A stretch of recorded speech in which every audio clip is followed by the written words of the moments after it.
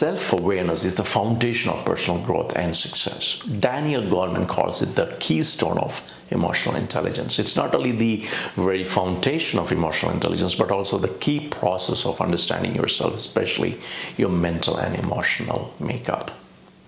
A classic definition of self-awareness means being able to recognize emotions that you experience, understand the feelings associated with that emotion, and understand what you think and do as a result.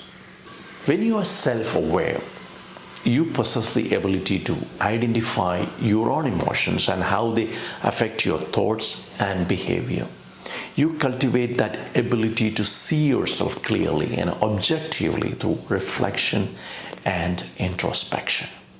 Self-awareness theory is based on the idea that you are not your thoughts, but the entity observing your thoughts. You are the thinker, separate and apart from your thoughts. One of the best ways you can become self-aware is to become an observer of your thoughts and feelings. You need to step out of your emotional experience and assess what's going on with you. Here you become the observer, and the observation is about what you feel and what causes that feeling. You will learn about how you perceive your own emotions in the moment and understand your tendencies across different situations. How you behave in a certain emotional state. How you tend to manage your unpleasant emotions. What are your recurring unpleasant emotions? And how is it affecting you, your life, personally and socially? Now, these are the questions that lead to better awareness about your emotional life. Here, you become more like your own therapist in a way that you shift perspectives from subjectivity to objectivity. You make an analysis of your emotional strengths and weaknesses. You develop awareness about your level of confidence and composure to manage emotions. You know your locus of control. You will know your self-worth.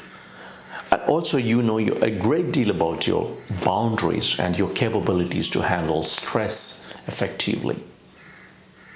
Bottom line, you will know your tendencies and temperament towards people and events that can evoke an emotion inside you. You know what can trigger you.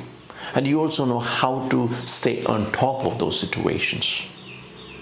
A high degree of self-awareness requires a willingness to tolerate the discomforts of focusing on feelings that may be negative.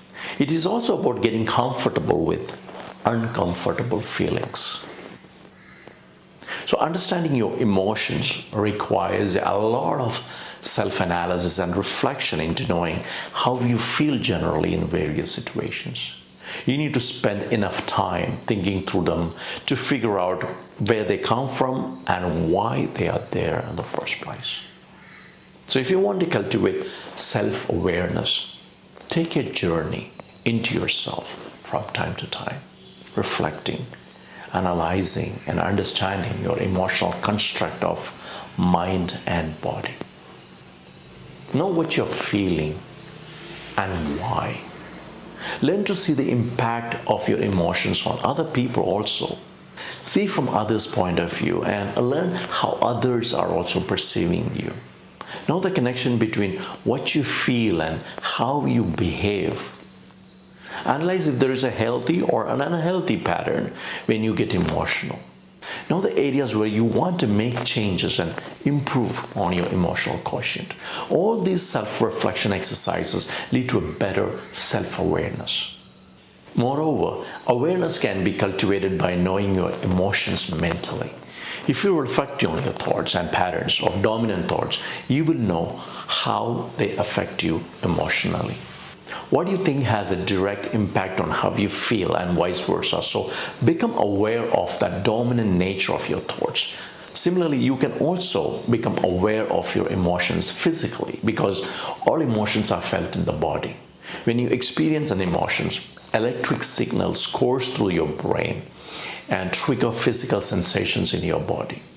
The physical sensation can be as varied as your stomach muscles tightening, your heart rate increasing, your breathing quickening, or your mouth going dry.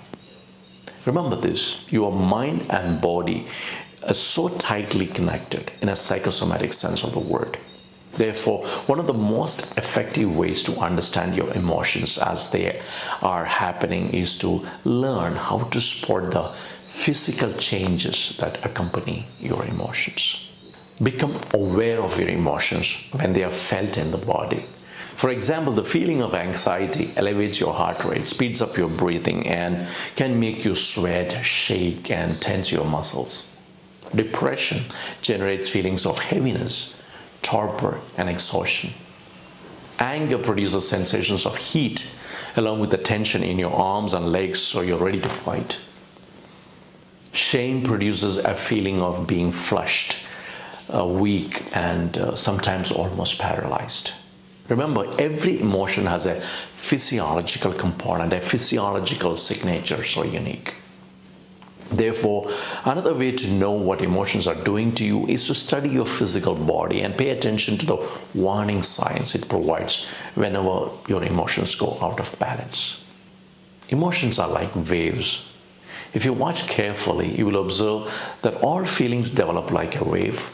They rise, crest, and finally recede, and they are time limited.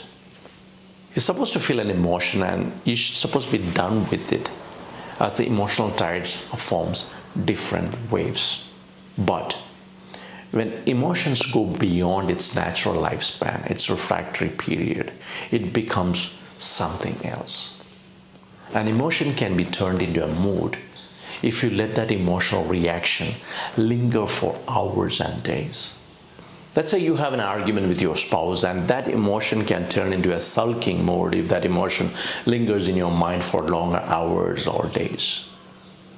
Or let's say somebody cut you off on the road and you had an argument with that person on your way to office, and you're not done with that emotion then and there. And you walk into your office with a bad mood. And if somebody asks you, "How are you doing?" and you must say, "Yo, I'm fine." If that mood persists for too long, for weeks and months, then it can also become a temperament. That's how regular folks become grumpy, irritable, angry, or annoyed by nature. If you increase the refractory period of an emotion, it can turn into a mood and temperament or a character trait.